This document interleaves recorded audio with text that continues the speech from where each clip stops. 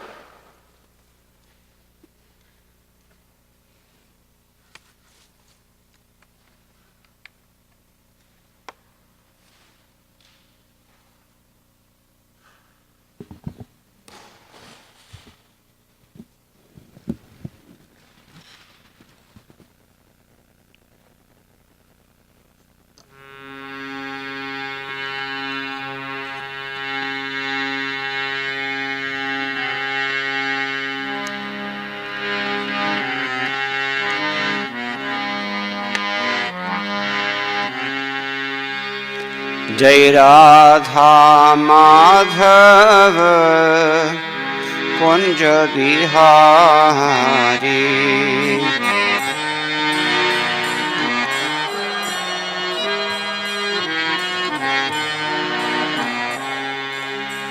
Radha Madhava Kunja Bihari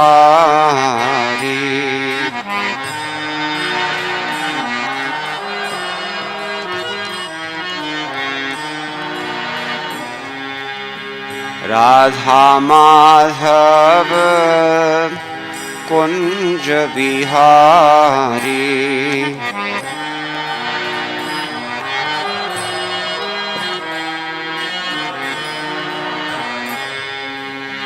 Radha Madhava Kunja Bihari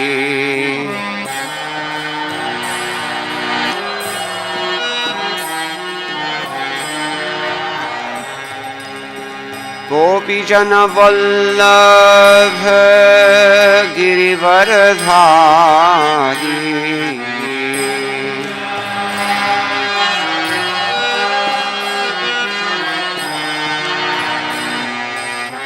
Gopi Jana Vallabha Girivaradhari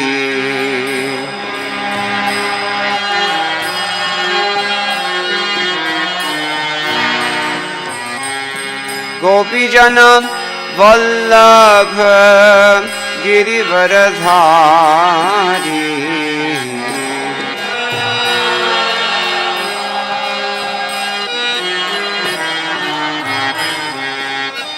Gopi Jana Vallabha Girivaradhari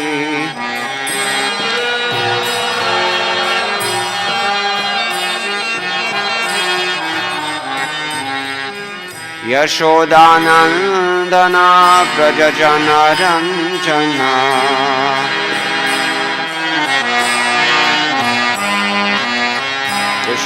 Yashodanandan Prajajana Ranjana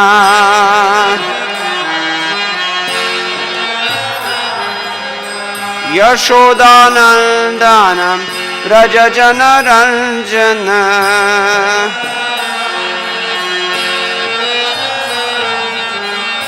Yashodanandana Vrajajana Ranjana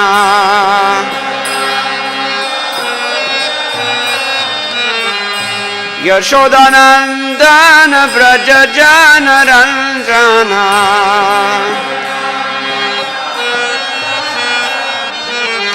Yashodanandana Vrajajana Ranjana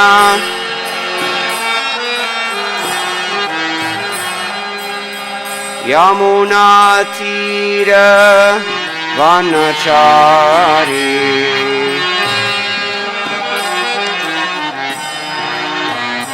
Yamuna Tira Vanachari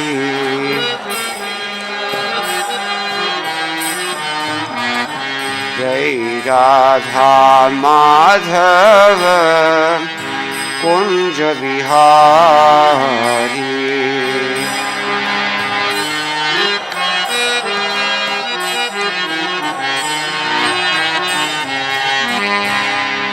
Radha Madhav Kunj Bihari.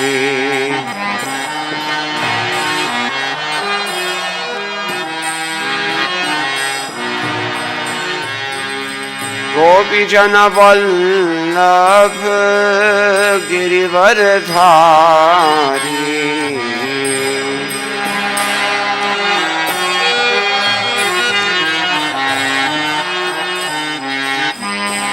गोपी जन वल्लभ गिरिवरधारी।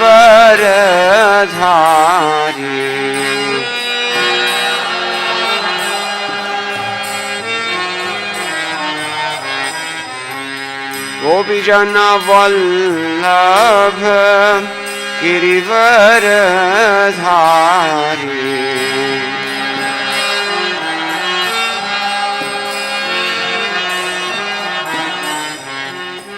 यशोदानंदन व्रज जन रंजन।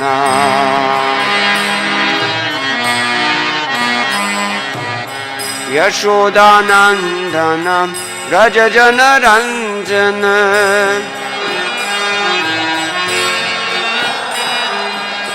यशोदानंदन व्रज जन रंजन।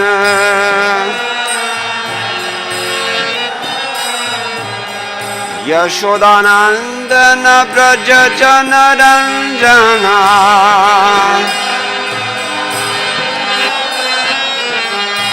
यशोदानंदन व्रज जन रंजन।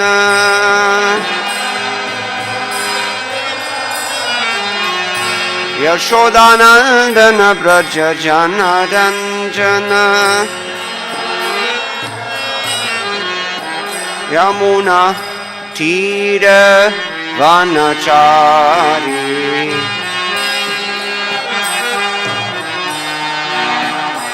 यमुना तीर वनचारी।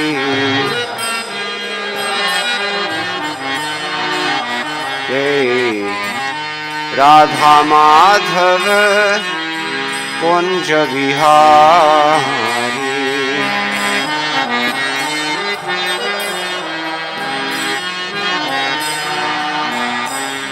जय राधा माधव कुंज बिहारी।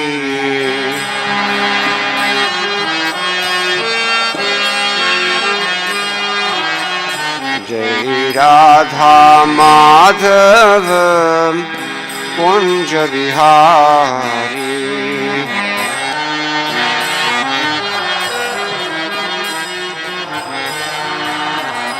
जय जय राधा माधव कुंज बिहारी।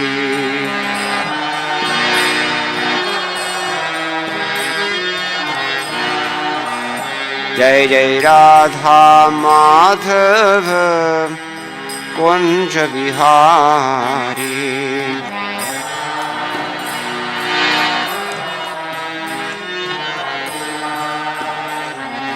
गौर प्रेमानंदे हरि हरि बोल। जय ओम विष्णुपद परम सुरचार्य अष्टोत्तर शत श्री श्रीमद श्री अभय चरणारिंद भक्ति वेदांत स्वामी महाराज श्री गोपाल की जय। आनंद कोटि वैष्णव वृंद की जय। नाम आचार्य शील ठाकुर हरिदास की जय। प्रेम से कहो श्री कृष्ण चैतन्य प्रभु नित्यानंद श्री अद्वैत गदाधर शिवासादि गौर भक्त वृंद की जय। श्री श्री राधा कृष्ण गोप गोपीनाथ श्याम कुंद राधा कुंद गिरि गोवर्धन की जय। वृंदावन धाम की जय। नवद्वीप मायापुर धाम की जय। गंगा देवी की जय। यमुना मई की जय। भक्ति देवी की जय। तुलसी मानी महारानी की जय। समवेत भक्त वृंद की जय। श्री हरिनाम संकीर्तन की जय। ग्रंथराज श्रीमद् भागवतम की जय। इस्कॉन बीबीथी संस्थापक आचार्य श्री गोपाद की जय। गौ Premanandi. All glory Sri Sam devotees. All glory Sri Sam devotees. All glory Sri Sam devotees. All glory to Sri Sri Guru and Gauranga. Jai Srila Prabhupada.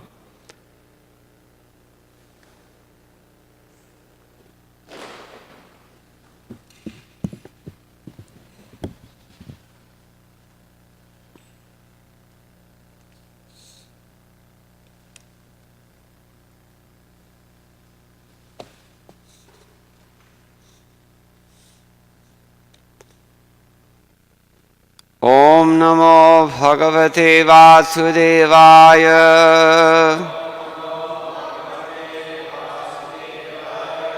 Om Namo Bhagavate Vasudevaya. Om Namo Bhagavate Vasudevaya. Narayanam Namaskritya Naram Chaiva Narottamam Devim Saraswatim Vyasam Tato Jayamudirayet Nashtaprayeshu Abhadreshu Nityam Bhagavata Sevaya Bhagavati Uttama Shloke Bhaktir Bhavati Naishtiki Krishne Swadhamopagate Dharmagnanadhibhissaha Kalau Nashtodrishamesh Puranarko Dhunoditah. Grantaraj Srimad Bhagavatam Canto 7, Chapter 5, entitled Prahlad Maharaj, the Saintly Son of Hiranyakashipu. Today we'll read text 1, but first I'll read the chapter summary. Prahlad Maharaj did not carry out the orders of his teachers, for he was always engaged in worshipping Lord Vishnu. As described in this chapter, Hiranyakashipu tried to kill Prahlad Maharaj, even by having a snake bite him, and by putting him under the feet of elephants. Yet he was unsuccessful. Hiranyakashipu's spiritual master Shukracharya had two sons named Shanda and Amarka, to whom Prahlad Maharaj was entrusted for education.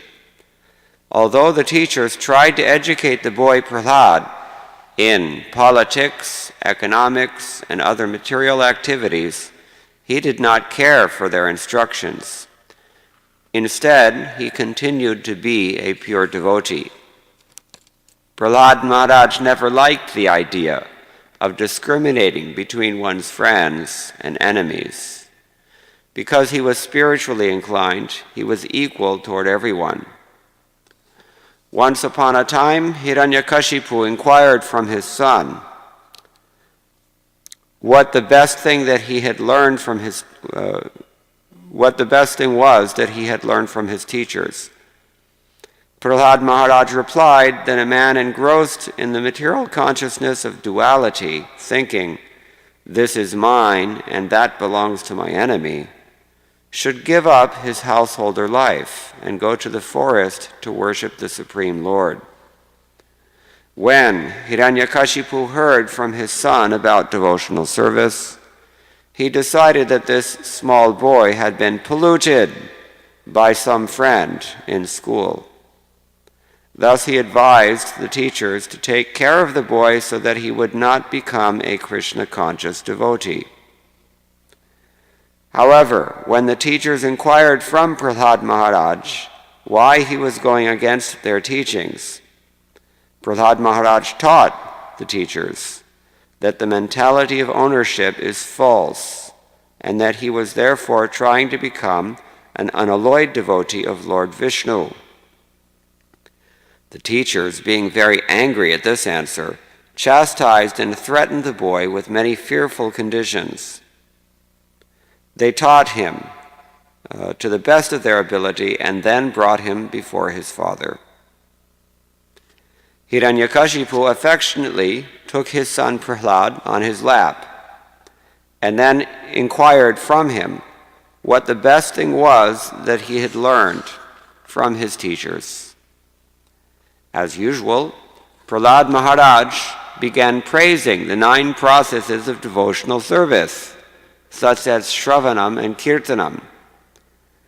Thus the king of the demons, Hiranyakashipu, being extremely angry, chastised the teachers, Shanda and Amarika, for having wrongly trained Prahlad Maharaj. The so-called teachers informed the king that Prahlad Maharaj was automatically a devotee and did not listen to their instructions. When they proved themselves innocent, Hiranyakashipu inquired from Prahlad where he had learned Vishnu Bhakti. Prahlad Maharaj replied that those who are attached to family life do not develop Krishna consciousness, either personally or collectively. Instead, they suffer repeated birth and death in this material world and continue simply chewing the chewed.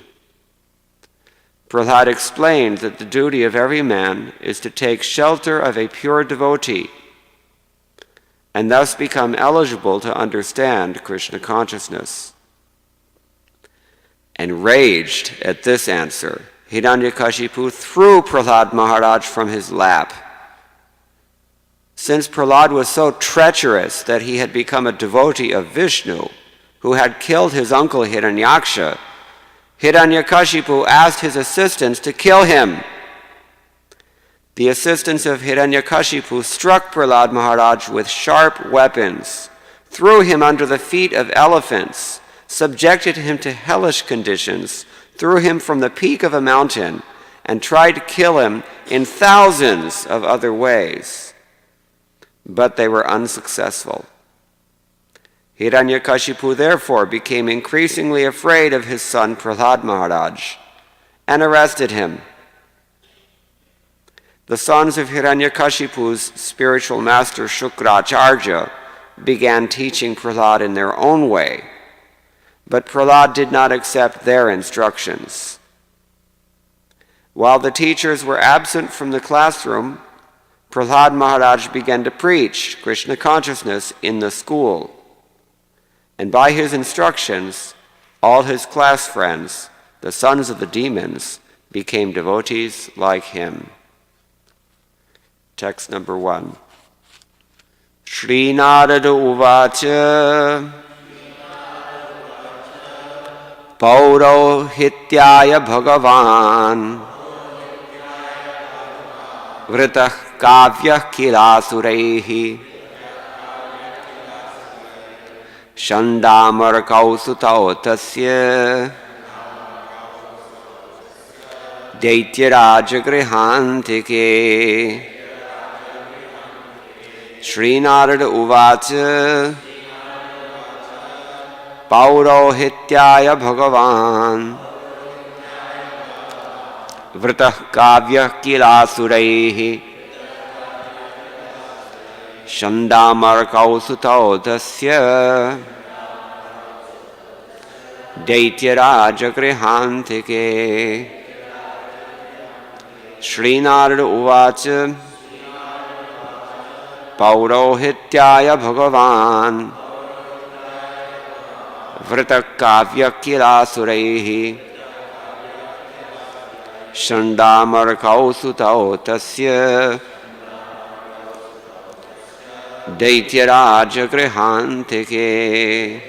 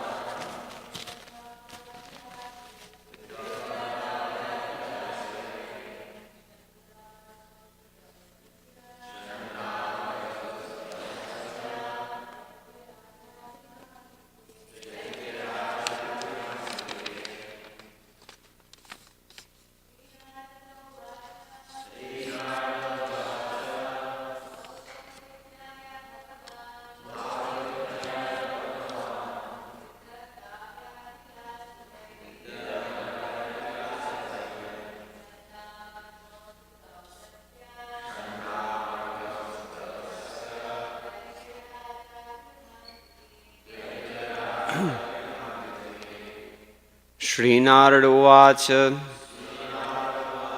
The great saint Narad said,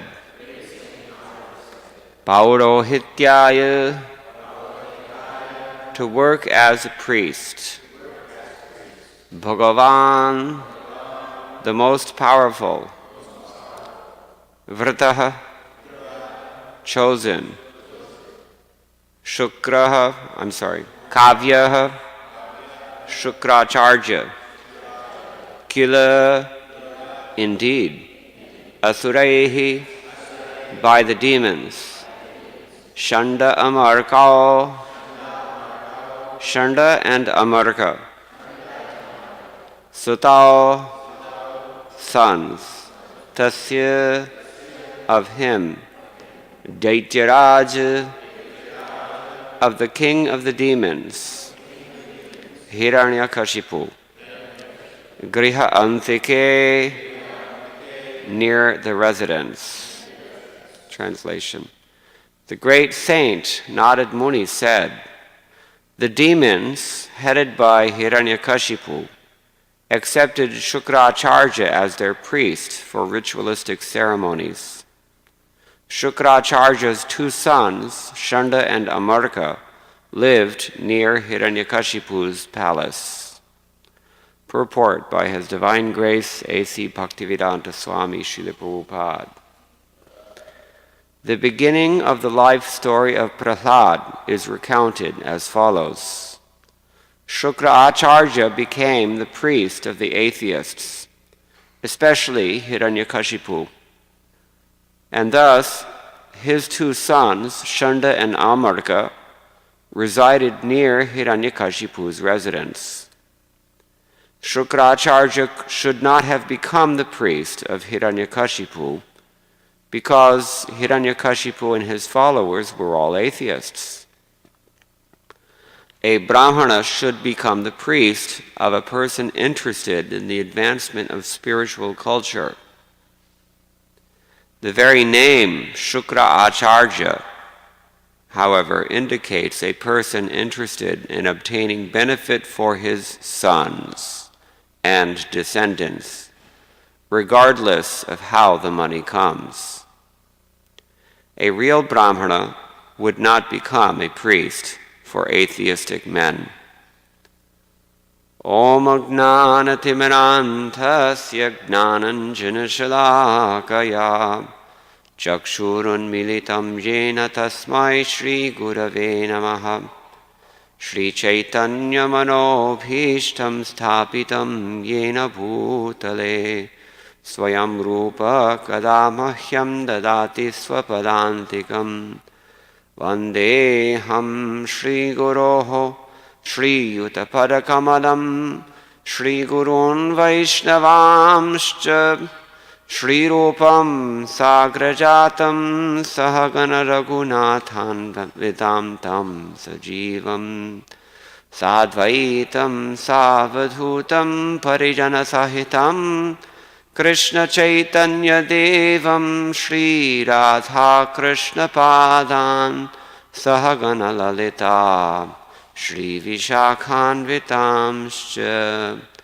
He Krishna Karuna Sindho Dina Bandho Jagatpate Gopesha Gopika Kanta Radha Kanta Namostute Tapta Kanchana Gaurangi Radhe Vrindavaneshwari Vrishabhanusute Devi Pranamami Hari Priye Vancha kalpatarubhyascha kripa sindhubhya eva cha patitanam pavanebhyo vaishnavebhyo namo namaha Jaya Shri Krishna Chaitanya Prabhu Nityananda Shri Advaita Gadadhara Shivasadi Gaur Bhakta Vrinda Hare Krishna Krishna Krishna Hare Hare Hare Rama Rama Rama Hare Hare Shri Narada Uvacha Paurohityaya Bhagavan Vrata Kavya Kilasurehi Shandamarkau Sutau Tasya Daitiraja Grihantike. The great saint Narad Muni said, the demons headed by Hiranyakashipu accepted Shukracharya as their priest for ritualistic ceremonies. Shukracharya's two sons, Shanda and Amarka, lived near Hiranyakashipu's palace. Here we see the beginning of the destruction of proper Vedic civilization in the corruption of the Brahmana class. Srila Prabhupada has written us a nice chapter summary here, and it seems to be based largely on comments by Vishwanath Chakravarti Thakur and Sridhar Swami, the latter of which says, Panchame guruto adhitam tyaktva vishnu sutau ratam ghatayan dvipa sarapadyayi sutam daityo nachashakat. That means that here in the fifth canto, or in the fifth chapter, what's being discussed is what Prahlad learned when he was instructed by Narad Muni. And after completing that instruction, his offering of glorification of Lord Vishnu, and consequently Hiranyakashipu's attempt to kill him, particularly by dvipas and sarpas. Anybody know what that is? What's a dvipa and what is a sarpa? Dvipa means someone who has, he drinks through his, well, he has two ways of drinking.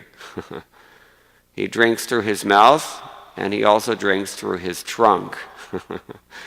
So it's an elephant. Dvipa. Sometimes they're called padapa as well, like a tree. How does a tree drink? Through its feet.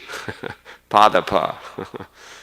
And similarly, the elephant has a fifth foot, which is considered to be his trunk. If need be, he can rest on it.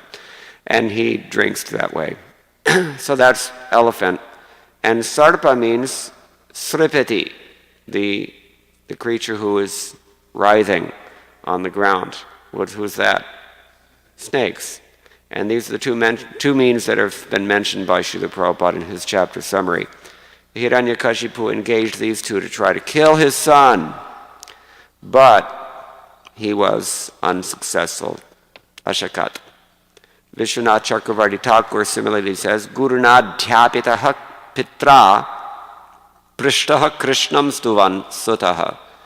His son, after being asked by his father what had he learned from his spiritual master, he glorified Krishna. In this fifth canto, we find the same thing, is that he attempted to kill him. Virtually, he should have been killed, hatopi, but swastya rajata. Panchame diggajajesa hatopi swastya rajata. Prahlad Maharaj continued to shine. Sometimes when a person is too successful, others become envious and they want to check his shining. The word is used here, arajita. That's called envy, actually. Sridhar Swami defines envy for us in the beginning of the Srimad Bhagavatam. Where is envy mentioned at the beginning of Srimad Bhagavatam? Anybody know? Nirmatsara. So he says matsara, the meaning of matsara is parotkarsha asahasa. You're unable to tolerate when another person is coming up in the world. Unable to tolerate that. So this is the nature of the demon, naturally. So even though he should have been killed by all the thousands of means, Prabhupada writes, that Hiranyakashipu employed to try to kill him, including even snakes and elephants, still he wasn't killed. So, Vishwanath continues, Prahladasya bhaktireva viddishe karanam iti vaktamaha. He paurohityaya ityadina. He speaks this verse and other verses just to illustrate what is the reason that Hiranyakashipu was so envious of his son that he tried 1,000 times to kill him. How long of a prison sentence would you get if you were convicted of 1,000 attempted murders? Just think about it. So, Bhagavad Bhakti Deva Karanam. The reason is only his bhakti for the Lord. So, Kavya here means Shukracharya, that's clear, also from the translation. Atas tasya sutao daijiraja grihantike nyavadhatamiti shesha. That means that his sons, Kavya's sons, Shukracharya's sons, they were living just near the house of Daijiraj. What else have we got here? The one minor Acharya adds another idea here that, Viragavacharya says it. Evam aprishta dvesha nimittas, when questioned about by his father, the real source or the cause of Hiranyakashipu's envy became revealed. Tadvaktum tavad upodghatam aha. He speaks this verse to illustrate what is the reason that he tried to murder his son. Who is speaking? Bhagavan Narada. So Bhagavan Kavya Shukra. Paurohityaya means purohita karma kartum asuraivrtaha kileti prasiddhim dyotayasi tasya kavyasya sutauya. Okay, so he says here that paurohityaya means for the purpose of being engaged as a purohita. What does purohita mean? Priest. And particularly, literally, it means the person that you put forward. Pura hita. Pura means you advance this person. You put him forward as your leader, the person in whom you repose your faith. He is your purohita. And this is where it gets significant, because here the words are used in the verse. Vrita kavya kilasurehi. Very significant.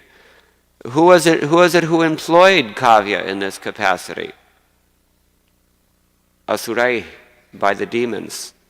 And therefore the word kila is used. Kila means indeed, as if to express some wonder at this. How is it that even a brahmana like Shukracharya would be engaged by the demons? This is the idea.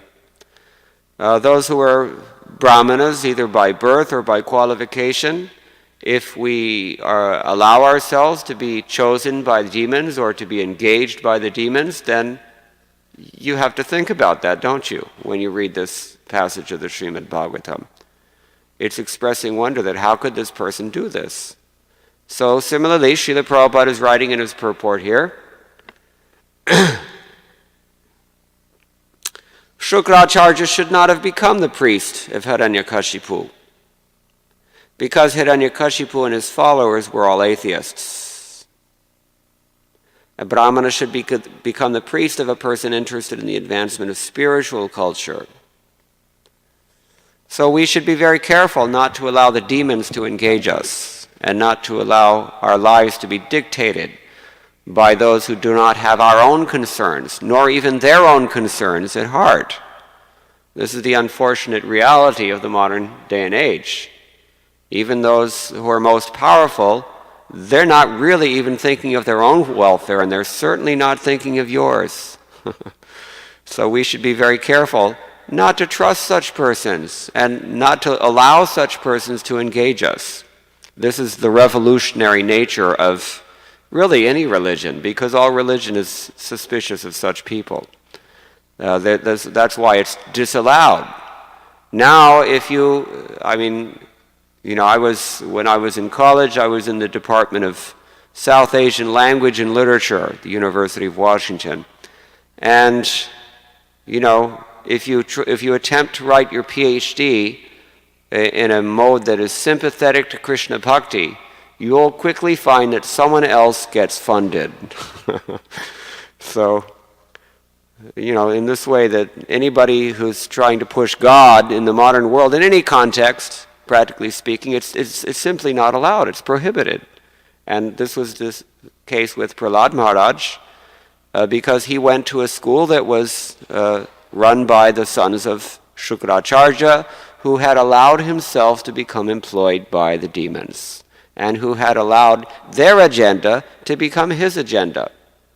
Therefore, Shanda and Amarka, although presumably they're Brahmins, they were very angry when Prahlad was saying what a Brahmin should say, that you should become absorbed in the Param Brahman, that is to say Krishna or Vishnu.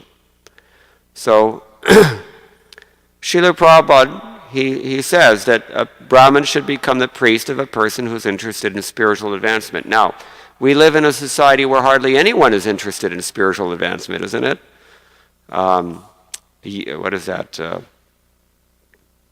Balas tavad kridasaktaha. When you're a child, your only concern is what? Playing. And when you get to your youthful maturity, then what is your only concern? The opposite, youthful mature person. Tarunastavat taruni sakta. Then by the time you reach old age, vridhastavat chinta sakta. You become completely absorbed in your own miseries. Or you become worried about protecting your assets, because when you start losing it, everybody moves in. This is love in the material world. But pare brahmani kopina sakta. At no time is anybody interested in this supreme Brahman. This is the problem. This is the nature of this material world, and especially in the Kali Yuga, it only gets worse and worse and worse. Speaking of Chinta Shakta, in Vrindavan on the wall I saw it written there. Chinta matkara, chintana kijiye. That means don't worry about all of your material life, just meditate on Krishna. Only in Vrindavan can you find such a thing. Anyway, so Pare brahmane kopi na sakta, it's not even allowed. Nobody's inclined. And even if you are inclined, it's discouraged. You're punished, in effect, if you try to push Vishnu too much in this yuga and in this world even generally. So how does a Brahmin become the priest of a person interested in the advancement of spiritual culture if no one's really interested in spiritual culture? Who has some answers for this? What do we do about this? Huh? You have to make them interested. And how do you make them interested? Huh? You have to educate them. And how do you educate people?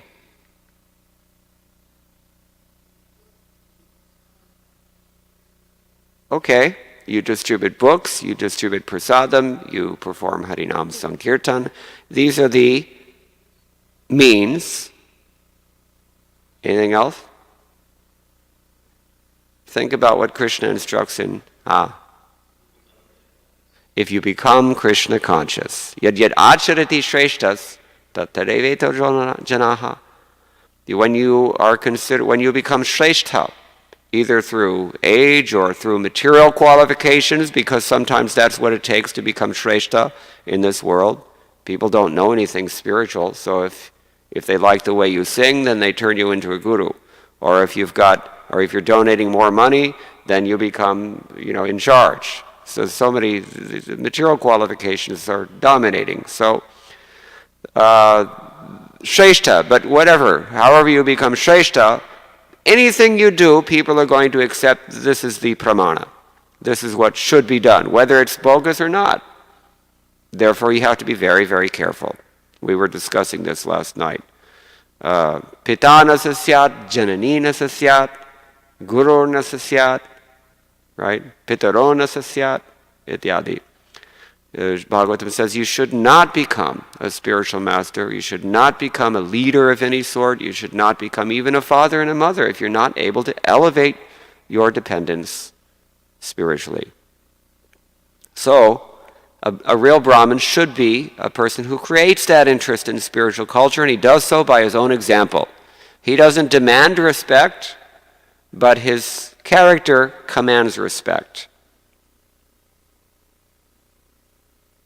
He's gunayanam, as we discussed the other day. So, now this wasn't Shukracharya's character. Prabhupada continues, he says, the very name Shukracharya, however, indicates a person interested in obtaining benefits for his sons and descendants. Why?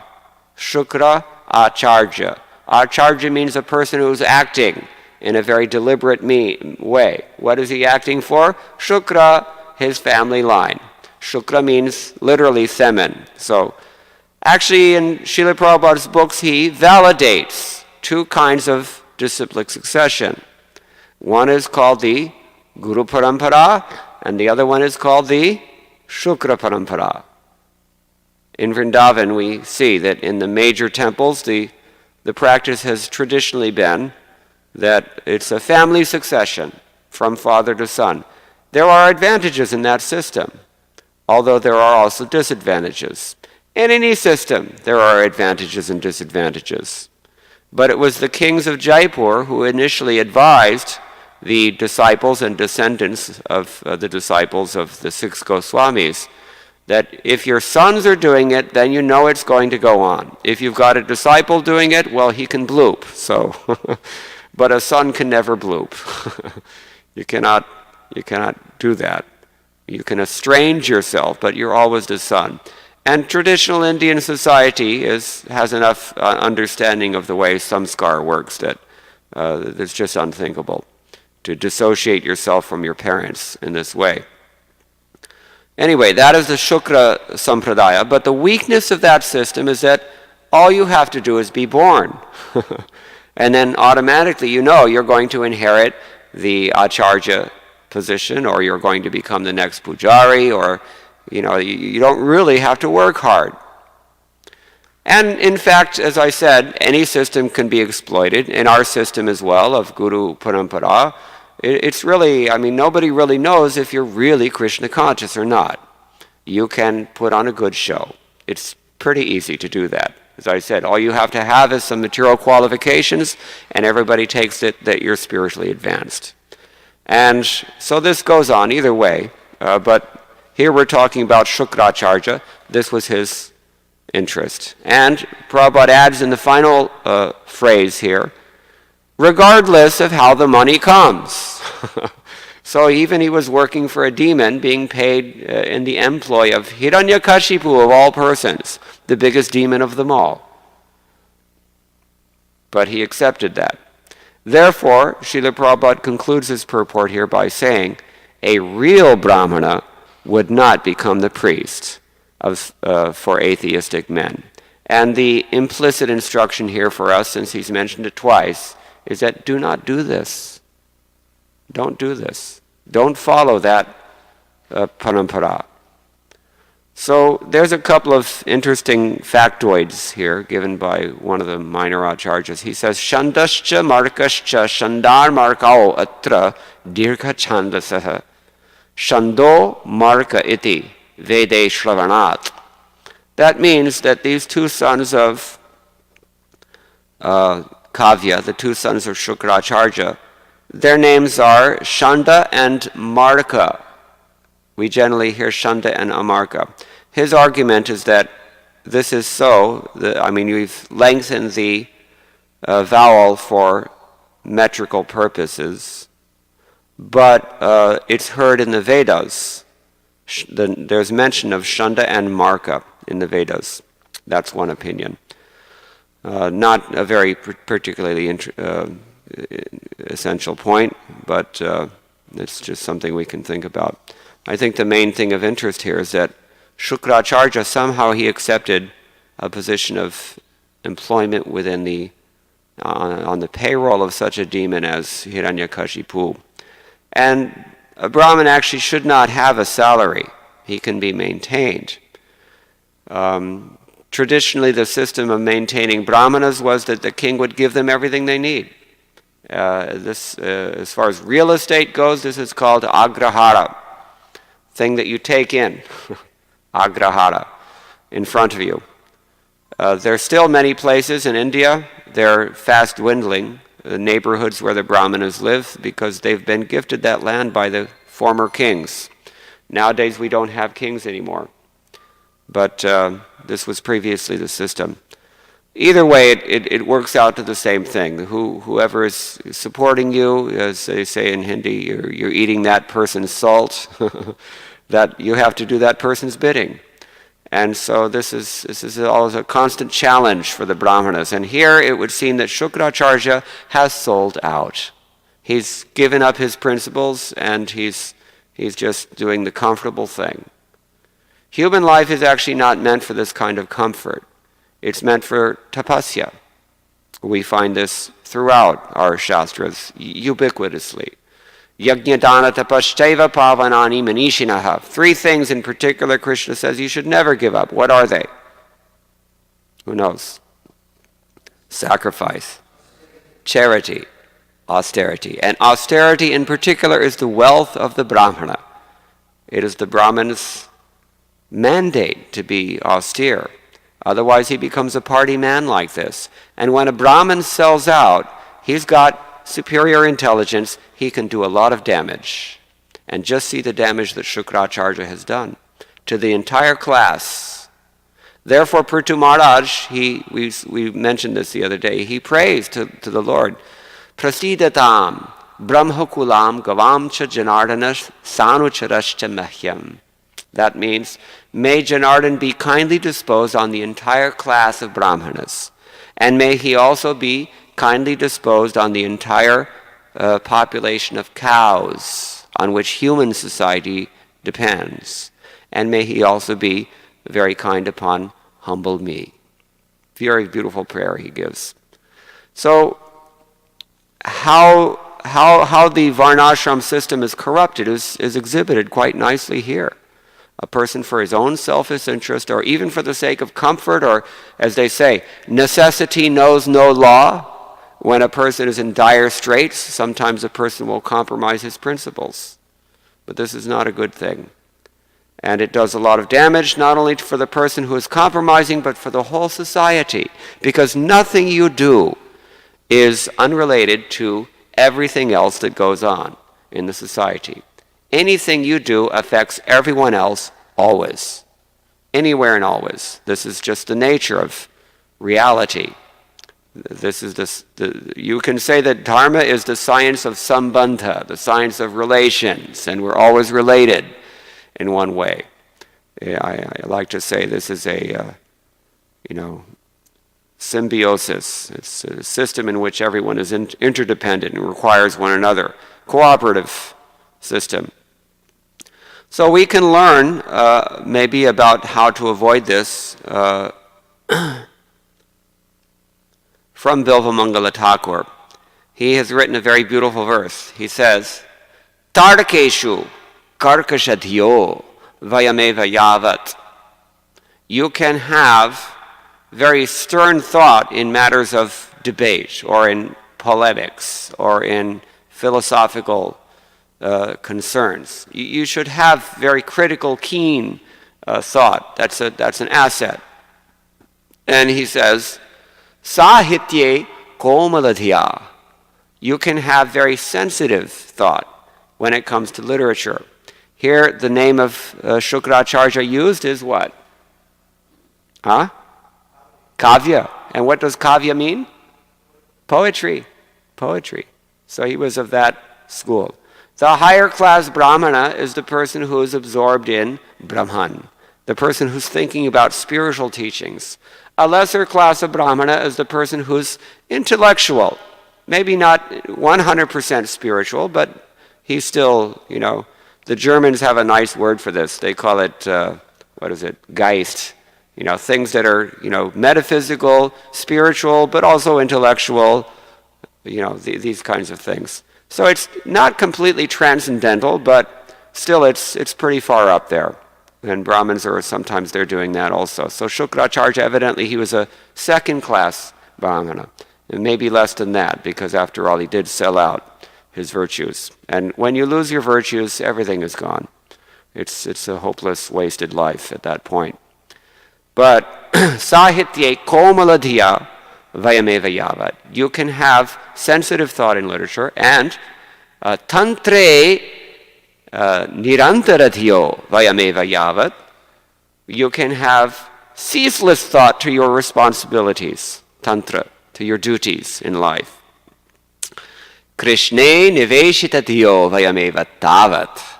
Only to the extent that you have invested your attention fully in the Supreme Personality of Godhead, Krishna. This was Shukracharya's downfall. He wasn't a devotee. He didn't make Krishna the center of his existence and the purpose of his activities. He was not fulfilling the Lord's desire. He was fulfilling his own needs or his family needs. He prioritized that above the mission of the Lord. Therefore, he could not help Hiranyakashipu even though he became his priest, because Hiranyakashipu wasn't interested in spiritual culture, and ultimately Shukracharya was not interested in spiritual culture either. He had fallen from the real standard. So this is the beginning of the destruction of the Varnashram system. It can only work when Krishna is in the center. As soon as you remove Krishna, then immediately the whole thing becomes a system of interdependent mutual exploitation. And that's called the caste system. And everybody, especially Indians, know very well, we don't want that. So the key to avoiding that is to, it's not to throw out the baby with the bathwater, so to speak. Sometimes people, even Srila Prabhupada, in his books, he will argue very eloquently how this is not possible in Kali Yuga, to reestablish the Varnashram system. It's true. It's not. For that matter, for your information, it's not possible to do anything else that we're attempting in Krishna consciousness either. To go back to Godhead, to join the dance party of Sri Sri Radha Krishna, how likely is that? Not very likely in this age of Kali Yuga. But at the same time that Srila Prabhupada is admitting that it's hardly possible to revive Varnashram Dharma, he's dedicating so many, and an increasing, the increasing trend of his thought in his later years is to urge very clearly and strongly this kind of development only. It's kind of like his own spiritual master, from whom he got it. And Bhaktisiddhanta, Saraswati Thakur, where did he get it from? He got it from his own spiritual master, or rather his father, Bhaktivinoda Thakur. For the last 100 years in our sampradaya, for the last century, our acharyas have been pushing on this point. Srila Bhaktisiddhanta Saraswati Thakur mainly was pushing on two things. His preaching focused on two classes. One was the caste Goswamis, and the other one was the Sahajiyas. Most of his preaching efforts were aimed at those groups. And to a lesser extent also the Mayavadis, because Ramakrishna Mission was just getting started at that time. Oops, I shouldn't have mentioned it. But there was an impersonalist mission getting started at that point, and that was a problem as well. But what was the point I was going to make? The system of varnashram is not really feasible, but at the same time we're instructed to do it. Yeah. In exactly the same way, Bhaktisiddhanta Saraswati Thakur has written a very nice essay, which is fairly well noted. You can find it, at least some of it you can find on the internet. Whatever's not there you can find in this Bhaktisiddhanta Vaibhava, a nice biography about Bhaktisiddhanta Saraswati Thakur written by Bhaktivikas Swami. Very nicely written.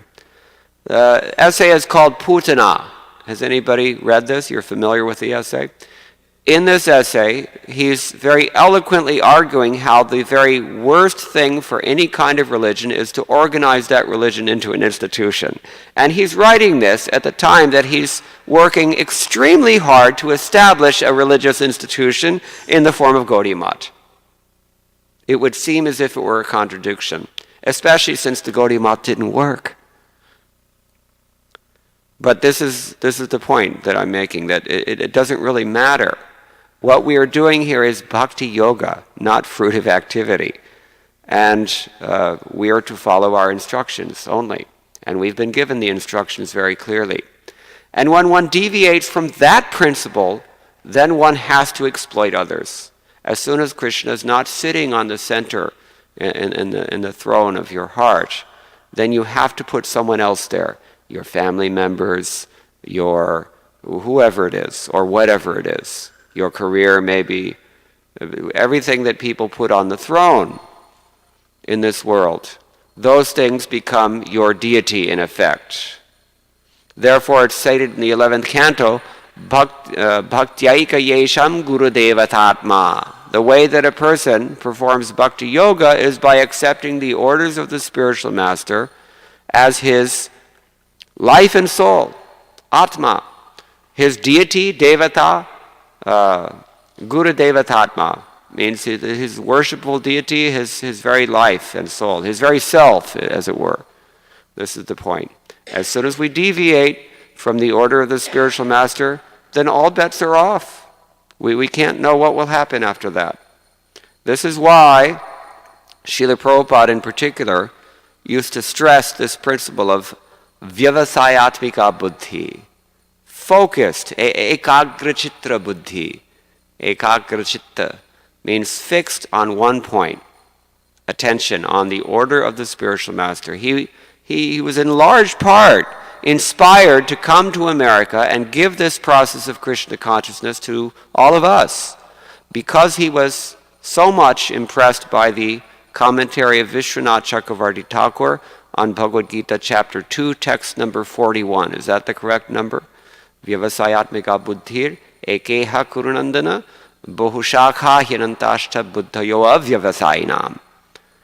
A devotee understanding that to worship Krishna is to worship Krishna's devotee, he accepts the order given to him by Krishna's devotee, his spiritual master, as his life and soul, as his worshipful deity, as his purpose in life. And because Prabhupada was able to do that, he also had an impossible task ahead of him, did he not? Everything working against him. But he was successful by Krishna's grace. In chapter 18, Krishna tells us, Mat chitta sarva durgani, mat prasadat tirishyasi, atachetvam ahankarat nashroshasi, vinangshyasi. That means that all obstacles, sarva durgani, you will cross over them. Don't worry. You will cross over them by my grace. But if you don't listen to me, if out of false ego, oh, I can't do this, oh, I don't want to do this, or I'm not a devotee, or whatever it is, if you act in that way, Krishna says, you are toast. Well burnt toast. Deep fried, you can say. So this is the point. Here we can learn in the Bhagavatam. There are two things, the two ways that we learn. We learn the proper thing to do, and we learn also what not to do. And here we can see Shukracharya's mistake. He sold out. He decided to ignore the fact that he was a demon, or maybe he rationalized it in his mind. Well, it's the nature of the age. What can you do? You have to compromise. This is the idea. This is how Maya gets us, by infecting the intelligence. Intelligence is already infected. Doesn't have to add anything that's not there already. What does Krishna say about the disease of lust? Where is it sitting? Where is your enemy sitting? He's captured 3 strategic positions within your mind-body complex. Well, this is Bhagavad Gita. If we're reading Bhagavad Gita, we should know this. The senses, the mind, and the intelligence. So when the intelligence is infected by our own desires, and what better instrument to infect the intelligence than what you want? It's usually not a matter of convincing someone rationally, is it? It's usually a matter of the person has some other desire. See? So when our intelligence is overwhelmed by our desires, or when our senses are overwhelmed by our desires, or when our mind is overwhelmed by the principle of material desire, because that's all that the mind can do. It's a toggle switch. It either goes spiritual or goes material. So when we're overwhelmed like this, then we fall in exactly the same. We sell out, and we have the same result that Shukracharya had. Shukracharya.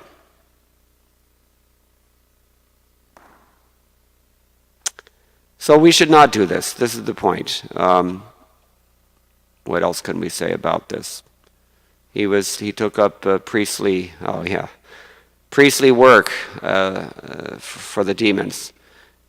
This is the Karma Kandya class of Brahmanas. They're only interested in performing rituals and helping people to worship demigods to fulfill their desires. And even in India now, people are not doing this so much because they found it more profitable to worship the transnational corporations that employ them. And they find it more worthy investment of their energy to study C++ instead of Sanskrit. But once in Mauritius, we still have this class of Brahmins who actually work in this way, and it's a very thriving business there. I once talked to one of these pundits in Mauritius, and we were just talking, and he, of course, he knows everything about Krishna consciousness. He told me, frankly, he said, we know everything. We know that Krishna is the Supreme. We know that the purpose of life is not, just this karma kandya stuff. We know all these things. We know it. But we've got an obligation to meet our family necessities. And after all, this is what people want, so we're only giving them what they want. This is the same logic that you hear from drug pushers, isn't it? You people are buying all the cocaine. What do you expect us? What's our economy in Mexico or in Colombia or whatever? We're just giving you what you want. There was a famous case in the legal system many years ago of one, what was his name? One guy who has a big pornographic magazine, so he was taken to court for indecency. And his argument was like this: I'm just supplying what people want. And it's true. You can't argue with it. It is what people want. But a Brahmin should not fall victim to this temptation. That's the point. Therefore, this one verse that we can finish with here that is significant. Janmana jayate shudra. In this age, everybody is, by default, you're a shudra. And Shudra means somebody who's constantly whining and complaining and blaming others for his station. That is according to Shankaracharya. Shochati. In Bhagavad Gita, the symptoms of the Brahman is that he doesn't have this. Na shochati na kangshati. So Shudra means we're dissatisfied. There's no such thing as a dissatisfied Brahmana. As soon as the Brahmana is dissatisfied, he's, because of some material necessity or want, he's finished. He's not a Brahmana. So janmana jayate Shudra. Samskara tu bhave dvija. By samskaras, one becomes twice born. One of the samskaras in particular is initiation. And a person gets a sacred thread, then he's considered to be dvija. Just like we heard dvipa, so this is dvija. Ja means to be born. So, Veda Parthat Bhaved Vipra. He doesn't become a learned scholar until he's studied the Vedic literatures.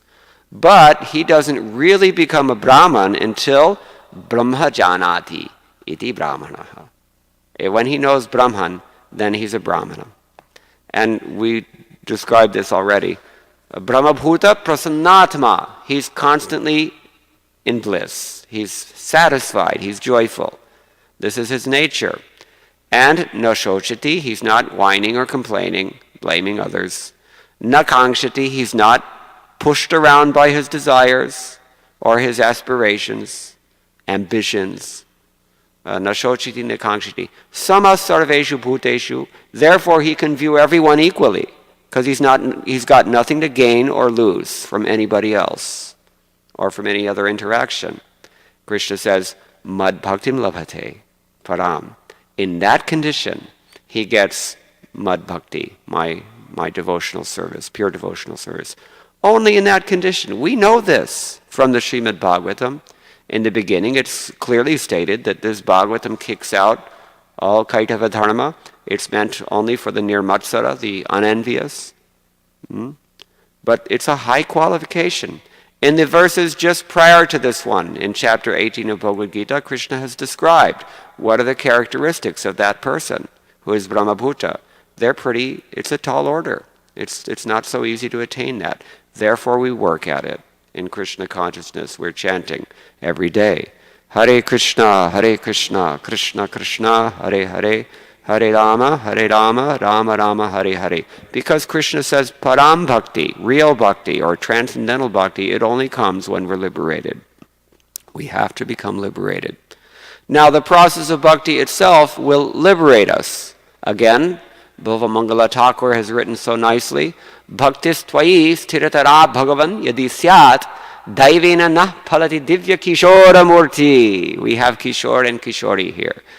So the fruit of firm bhakti into your lotus feet, Bhagavan, is that I will see your form as Kishore, Kishori, Kishora Murti. And Mukti Swayam Mukulitanjali Sevate Asman. Liberation herself is standing at my doorstep waiting to render service. And along with liberation, who are the maidservants of liberation? She has many maidservants. Dharmartha Kama Gataya Samaya Pratikshaha. They're standing and waiting. So we don't have to endeavor separately for these things. Through bhakti, we are liberated, but we must allow our bhakti to liberate us. This is the point. That's our volition. And real bhakti begins in the liberated state. Therefore, we find these shibboleths distributed throughout Srila Prabhupada's books. Certain phrases that are just pregnant with meaning. And one of them, he says, is transcendental loving service. What does that mean, really? Think about it. It's very, very deep. Transcendental loving service. The certain components have to be involved here. Number one, it has to be transcendental. That we've been discussing. You have got to be liberated to engage in real bhakti. Before that point, you're engaged in what we call prakrita bhakti, or bhakti abhas, a shadow of bhakti, a semblance of bhakti, or material bhakti. Probate bhakti, I like to call it. Bhakti with training wheels.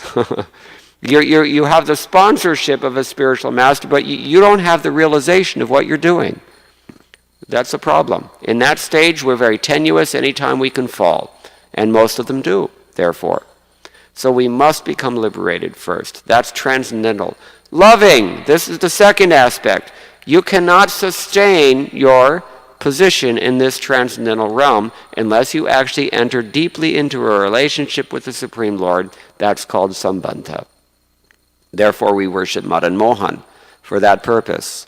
When we have all of our, understand our relationship, then we can sustain that relationship by practical service unto the lotus feet of Lord Kishore, Krishna Kishore.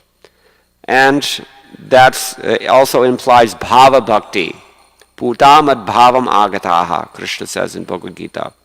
Bhava bhakti, raganuga bhakti. Ultimately, prema bhakti has to be there. There has to be real love only to sustain that liberated transcendental state. So, transcendental, loving, and the last one is service. Service means what? You've got to do something. It's not just a sentiment. It's not just a realization. It's not just an imagined state of, higher consciousness. You have to actually work hard, because that's what it means to be a servant. Servant means you're running around doing things. Therefore, Prabhupada says a devotee actually should be engaged as if in the mode of passion, working very laboriously. He's cooking an offering for Krishna, he's distributing books for Krishna, he's whatever it is that we're doing. Enlisting members, doing Harinam Kirtan. Prasadam is hard work to run a restaurant. Do we have a restaurant in Chicago? Should be. Should be so. In 1977, when they were touring the Manhattan Skyscraper Temple, Srila Prabhupada told Tamal Krishna Goswami, from now on, don't open any more temples. From now on, just open restaurants and reading rooms. Prabhupada wanted this. He saw, I think, the Christian Science people, they have the reading rooms. And Prabhupada thought that was a good idea. To combine those two is a better idea. You have a restaurant, reading room.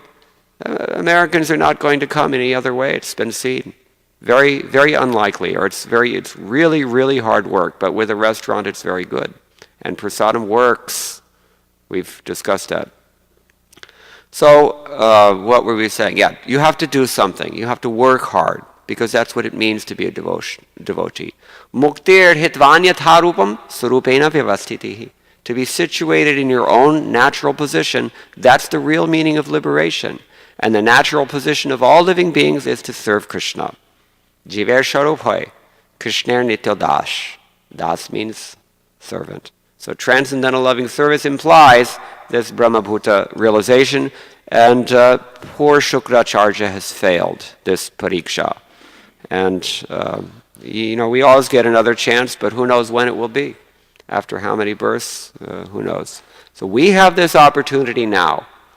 And as one poet wrote, Jabalaga taname tapana vyape, tabalaga kari hari seva. Do not waste your opportunity as long as you have a sound mind and body, because that's not going to last also. Use it or lose it, as they say. You're not going to have this opportunity forever. So this is what Prahlad means when he says, Tadapi adhruvam arthadam. Although it's very temporary, this human form of life, it can give you a lot if you take advantage of it. So grab it and take advantage. We'll stop here. Does anybody have any questions or any comments? Yes, Prabhuji.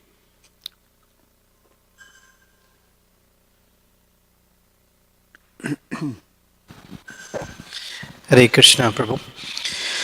You had quoted two verses. One is Rishabh Dev's instruction of don't become a father, a mother, or a leader, a spiritual master, etc. And the other verse, if I understood right, of Bilva Mangal Thakur, that the third line of that was that in family matters one can be very... Was it in family matters? Or responsibilities in general, duties, obligatory, obligations, you can Correct. say. And we find devotees, I guess myself included, that oftentimes in the name of or in the spirit of forwarding the mission, such obligations or responsibilities take a backseat or feel as if they're being compromised. When on the one hand we have this instruction that one should not become a parent if they cannot help. So could you kindly provide some more light on, because you did mention if a person is just simply taking care of family, in the context of Shukracharya, of course, he was sold out. For those who are at least not sold out, want to serve Krishna, but they find their responsibilities also as important. Ananyas chintayanto mam ye janaha paripasate tesham nityabhyuktanam yogakshemam vahamyaham. What's the other one? He says, I carry what they lack and preserve what they have. We have to have that faith in Krishna. And we have to understand what is Krishna's desire also. Krishna neither wants us to neglect our ordinary responsibilities within the world of Dharma. He certainly doesn't want us to engage in the concoction that we might fashion as Vikarma Yoga, which is the alternative to Dharma. There's only two things in this world. There's Dharma and there's Adharma. That's it. There's nothing else in this world. When we take to Krishna consciousness, of course, we're trying to transcend this world, but we depend on this world, we depend on this body. We maintain this degree of prarabdha karma in order to become Krishna conscious. And we have to be responsible about that. You have to eat properly. He says this, yukta ahara viharasya, yukta cheshtasya karmasu. Karmasu means in the matter of dharma. So, we want to bring our consciousness out of this, but we do not want to necessarily bring our activities out of this responsibility.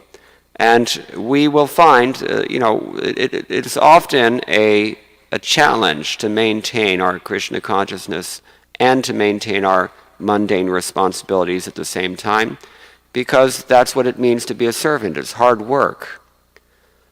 I would say that the guiding principle should be that when we are over-endeavoring for mundane things that are difficult to obtain, for our sense gratification, selfish or extended, rather than for purification, selfish or extended, then that's wrong. When we are engaging in these same activities under the orders of the spiritual master for the purpose of purification of the heart, in order to enable a more mature level of bhakti, then that's to be encouraged. And I think Prabhupada did encourage it. He saw that his disciples, due to immaturity or due to ignorance or both, they sometimes were, they failed in the social realm. I had a very interesting conversation. I don't know if I mentioned it here the other day, but I was in Chennai speaking with one Iyengar Brahmana, Sri Vaishnava. And naturally the conversation came around to Iskcon, and he was full of praise for Iskcon. He said that, you people are so organized and you're so good at, communicating very abstruse, high philosophical principles in ordinary language to ordinary people. And you're capable of organizing a worldwide missionary effort. And you have succeeded so nicely in, communicating this theology into the population. But when it comes to social affairs, my circle and I feel that we don't really have very much to learn from you. Why did he say that? He said that because Iskcon has maybe a higher rate of divorce than the outside world does, because its members think that they're too transcendental. He said that perhaps because the GBC for the last 3 or 4 years has consistently allotted the majority of its funds to the Child Protection Office, which exists to protect Iskcon members against Iskcon members. And the implicit subtext here was very clear, and I could not argue with it. The subtext being that you're very good at communicating theology to the public, but you're not able to communicate it to your family members or to your own people. You cannot translate this theology into your work practices. In the Upadeshamritam, Srila Prabhupada has translated Sato Vrite. Anybody know how does he translate this? Following in the footsteps of the predecessor acharyas, there in other contexts he's translated it differently because it's a very vague term. Sato Vrite means the behavior of those who are sat, the sadhus. You have to engage in your ordinary worldly dealings in a very saintly manner. In a sadhu, no duplicity, no cheating, nothing, no dirt, basically. This is very important. And I think that Prabhupada saw that his disciples had so many problems, after some time, after several years when this movement was well established, but still there were major problems even in his best people. And Prabhupada, he felt that if we emphasize the need for sacrifice, charity, and austerity, these being the active ingredients of Dharma, then this problem can be alleviated in large measure. So it's a balance, and we have our spiritual masters to guide us, particularly with regards to the details. But in principle, a person should be very responsible in material affairs, but not for his own personal self-aggrandizement. If for himself at all, it should be for his own spiritual advancement in order to take advantage of what the human form of life has to offer. Otherwise, then we fall prey to Shukracharya, who didn't have faith that Krishna would maintain him. This is the real thing. So Shraddha, Adao Shraddha. Is that okay? There's much more we can say. It's a big topic. Yeah. Anybody else? Hare Krishna. I have a question regarding this point of brahmanas not selling out, compromising, etc. So I would say in Iskcon we have two types of brahmanas, or those brahmanas, initiated brahmins who do work outside and take their maintenance from the asuric corporations, employers, etc. You were saying that a real brahmana wouldn't, and Prabhupada was saying that a real brahmana wouldn't take their maintenance from such sources. And the second, brahmanas being actually working full-time within the institution of Iskcon. We also hear that brahmanas should not be inhibited from being independently thoughtful people. Prabhupada said that he wanted to create brahmanas to put a head on society, and he wanted to create independently thoughtful people, which means brahmanas. And we hear like Chanakya Pandit and others, they could speak very freely and not be concerned with political correctness because their position wasn't dependent on political correctedness. So we seem to have in Iskcon, though, our Brahmins are working outside, getting their maintenance from asuric sources, and we also seem to have Brahmanas who work within the institution, but are also wearing double or triple hats, so that they are very much involved in administration, politics, the executive, department. So they're often inhibited from being independently thoughtful people because they have to be concerned with political correctness and climbing the corporate ladder, etc. So when Srila Prabhupada was emphasizing in his last years that we try to implement Daivi Varnashram, I'm just wondering what your thoughts are on this subject matter, because it seems that it's our own brahmanas which need. It seems what? It seems like it's our own brahmanas which need desperately to implement at least that part of That's an interesting- Varnashram, that they actually become totally independent from institutional political correctness and from external sources of maintenance, etc. And this has been a concern that I've had for a long time, and I would just like to hear your thoughts on the matter.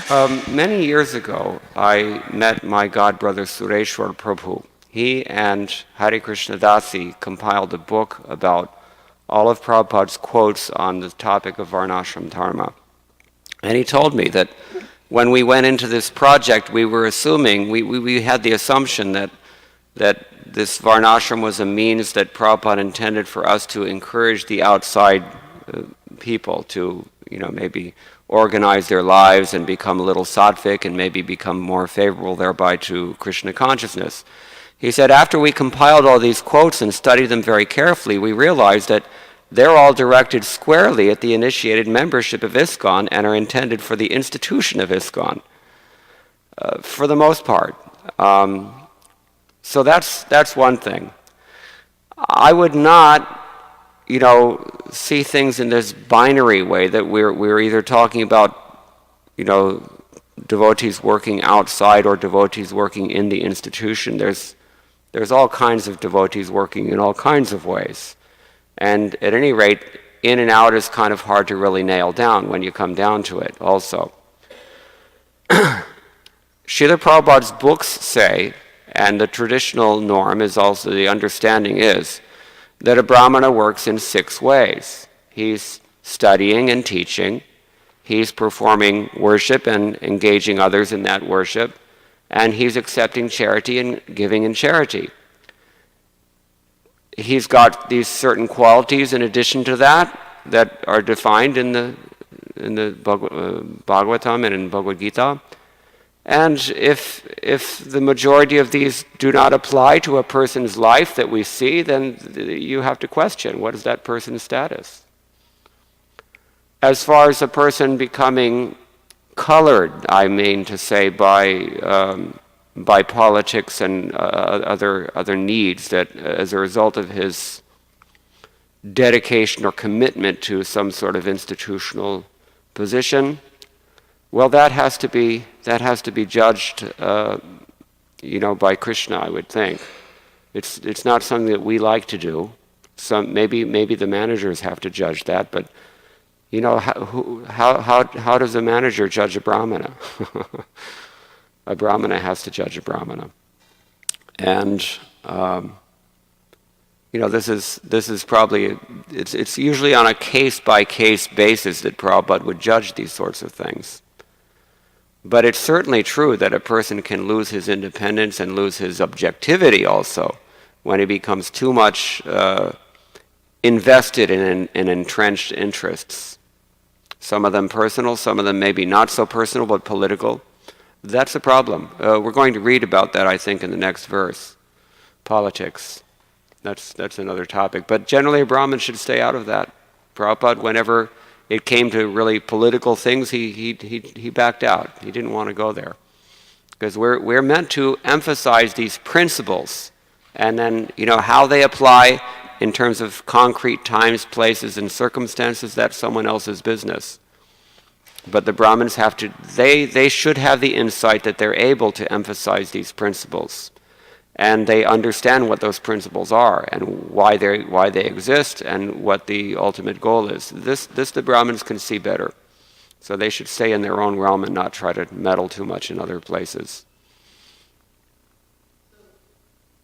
When Hare Krishna Dasi and Sureshwar Prabhu were coming to that realization that Prabhupada actually meant these instructions for Varnashram to be implemented within the institution of Iskcon, I also read that book, and I saw where Prabhupada was saying more than once that why are we giving Brahmin initiation to so many devotees? It should actually just be a small percentage, those that are actually going to be Brahminically engaged and Brahminically qualified.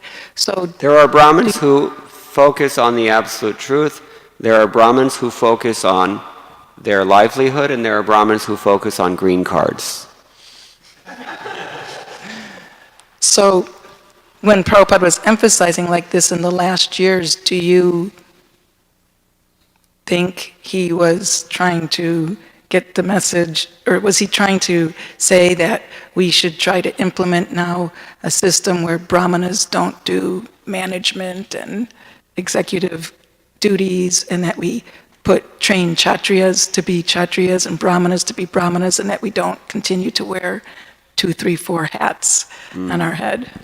Yeah, I mean, you can infer that, you can assume that, because it's quite clear if he keeps pushing very unequivocally on varnashram, and the roles of the different members of society are pretty much distinct and very clear. It's kind of hard to fit that in forever if you're really serious about making this application.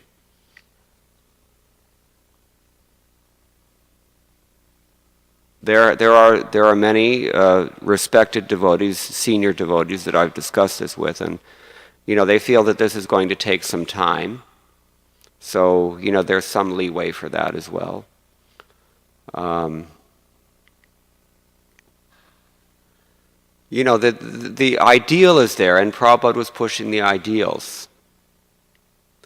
And sometimes he wouldn't really get into the details so much. He quite often, in fact, said that I'm giving you the basic principles, now it's up to you to develop it, the ideas, Because what can he do in 10 or 11 or 12 years, The time is limited, and, the maturity required from his disciples to even assimilate some of the instructions that he gave. How many instructions were lost because of the simple immaturity of the patra? You see, we talk about desha kala patra, time, place, and recipient. So, when the patra is so immature, how much could really be assimilated? That's another question. How much we wish that Prabhupada were here, that we could consult him now, when we have the wisdom of some experience, to be able to assimilate what instructions he's given. Yamuna Devi gave a nice quote. It was from this book that was recently published by Dina Tanani, that, we should be very careful that we hear Srila Prabhupada and really be sure that we understand what his instructions intend. I emphasized this the other day. Hearing is really the beginning of everything. We have to hear. And it's not a secret that most devotees in Iskcon don't take hearing very seriously from Srila Prabhupada. They don't. They haven't read all of his books. I went to a program and the Bhakti Vriksha leader had not finished reading Bhagavad Gita. That's a problem. Because what are you going to teach? Weekend brahmanas are not the ones who spread Krishna consciousness to the degree that Srila Prabhupada spread it. Nitya sattvastho, Krishna says. So many places he says. He's always a yogi. In chapter 12 he says the same thing. This is the point. It has to be how are you going to always be acting like a brahmana if you're going somewhere where you can't act like a brahmana? And what's the consequences of that? That's the really scary thing. You have to do this. That's what it means to be a servant. We've discussed already. You actually have to serve. And the instruction may not seem feasible, may not be palatable, may not be easy, but you've got to do it. Krishna will help. And certainly he'll sustain you. A wise god sister, Govinda Dasi, she was Prabhupada's servant also, she knows. She told me that when you're doing what you're meant to do, then Krishna will always facilitate it. It will be done. But we don't believe that. We don't believe that the source of our paycheck is not the source of our maintenance. That's why we sell out.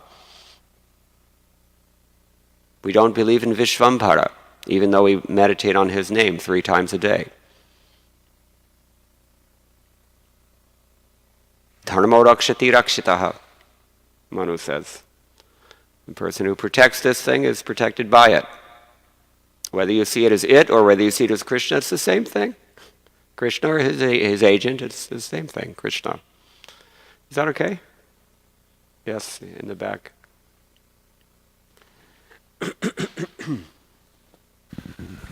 I remember Srila Prabhupada saying that we don't have time time to make money. You know, we have a much loftier thing, and the material world's a network of illusion. Network of illusions. Just deal with the material world as much as you have to. And then there was this one devotee. He was being hounded by the draft, and Prabhupada was encouraged him to write a letter and see if he could get out of it. And then he was able to get out of it. But Prabhupada, I think, was going to take it to another step, and he was going to use his genius to write them a letter, the draft board, in order to get him out. I don't know if you remember that. Prabhupada was so bold. We're very timid, actually. When Prabhupada went to buy the Fisher Mansion in Detroit, he first asked the real estate agent to just give it to him outright as a donation, free. Yeah. Would you do that? We're so timid. Prabhupada had big plans, and he was very bold and fearless. We have to be like that, because he had such heavy faith, deep faith. And then he offered him $300,000, but then he said, just one room's worth $300,000. So he was able to get it, you know. Thank you, Prabhu. So, yeah. Anything else? There's so much we can talk about here. But it's getting late, so thank you very much. All glories to Srila Prabhupada.